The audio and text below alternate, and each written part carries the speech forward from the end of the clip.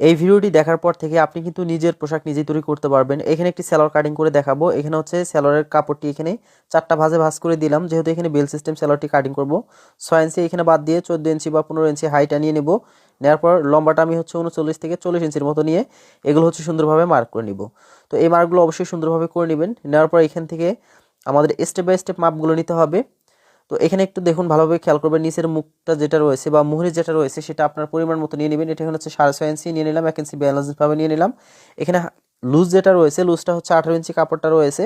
এখানে হচ্ছে সম্পূর্ণটাই আমি রেখে 2 ইঞ্চি শেপ দিয়ে এখানে হচ্ছে শেপ কাটা স্কেলটা দিয়ে সাইডে যে শেপটি রয়েছে শেপটা করে নেওয়ার পর সাইডে এখানে কিছু পরিমাণ কাপড় আমি ব্যালেন্সভাবে নিয়ে নিলাম। এরপর এখানে হাই শেপটা দিয়ে নিলাম।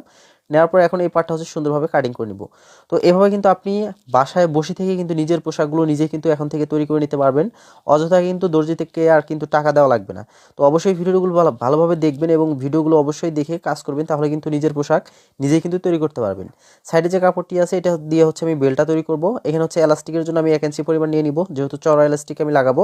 সেক্ষেত্রে এখান থেকে হচ্ছে আমি আমার কমরটা নিয়ে নিব মেজারমেন্ট মতো। এরপর হচ্ছে 6 ইঞ্চি যেটা বাদ ছিল 6 ইঞ্চিটা আমি এখানে নিয়ে নিব। তো এখানে নেওয়ার পর এটা সুন্দরভাবে মার্ক করে নেব। নেওয়ার পর এটা হচ্ছে সুন্দরভাবে কাটিং করে নেব। তো এই নিয়মটা ফলো করে কিন্তু আপনি যে কোনো মেজারমেন্টের জন্য কিন্তু একটি সালোয়ার কিন্তু কাটিং করতে পারবেন।